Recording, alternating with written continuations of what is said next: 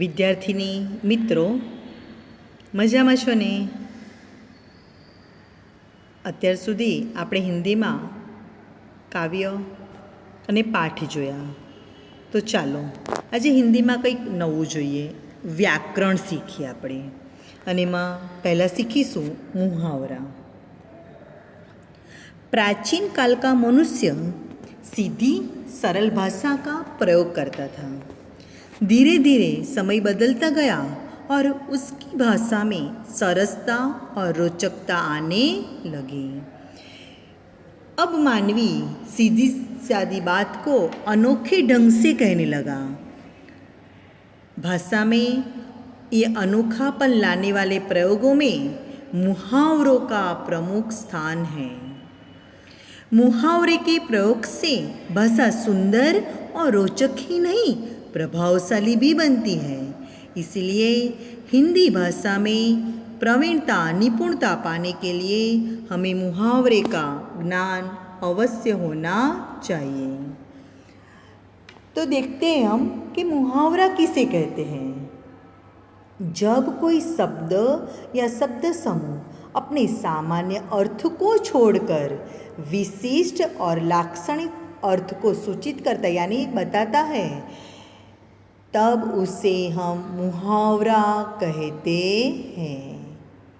मुहावरा प्रायः पशुओं, पक्षियों, प्राकृतिक पदार्थों, कुछ विशेष स्थानों या शरीर के अंगों के आधार पर बनते हैं.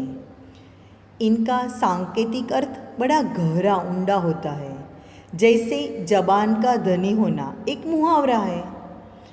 तो उसका अर्थ होता है कि जबान रूपी धन वाला. तो क्या जबान रूपी धन ऐसा कुछ होता है? जबान का धनी होना ये बोलने से हमें पता चल जाता है कि ये आदमी या ये औरत या ये लड़का अपने वादे को निभाएगा.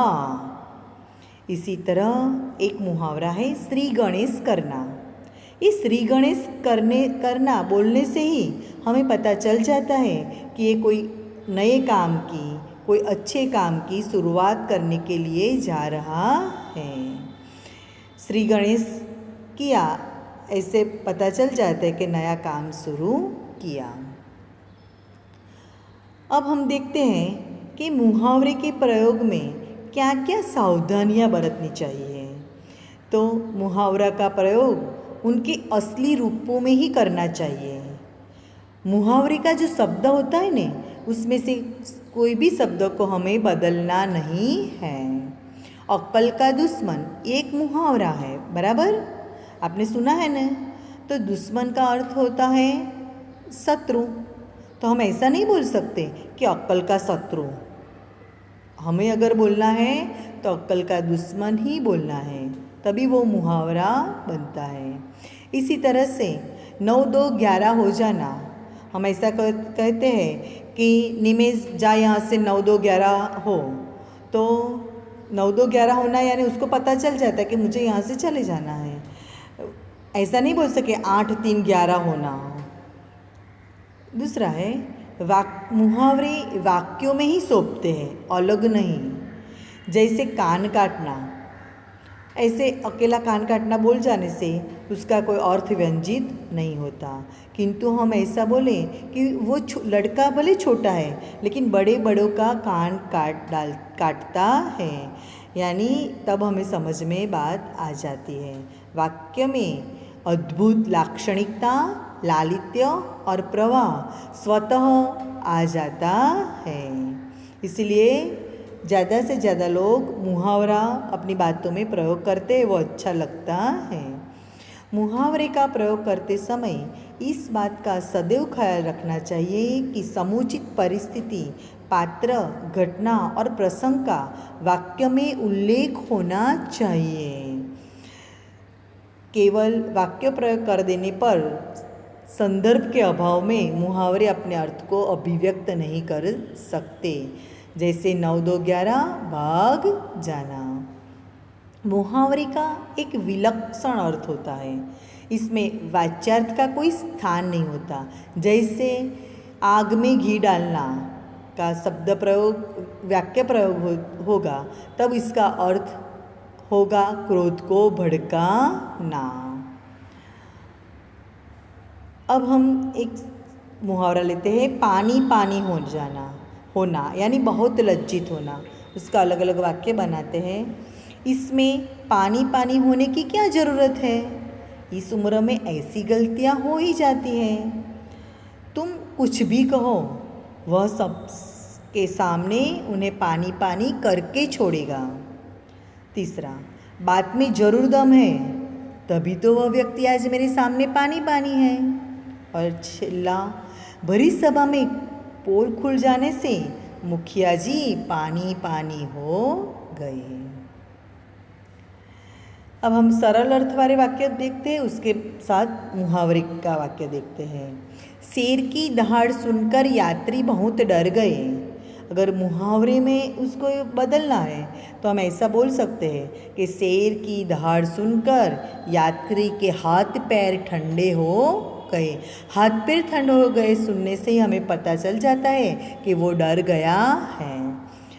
दूसरा, लोगों ने अपनी प्रिय नेता का प्रेम पूर्वक स्वागत किया।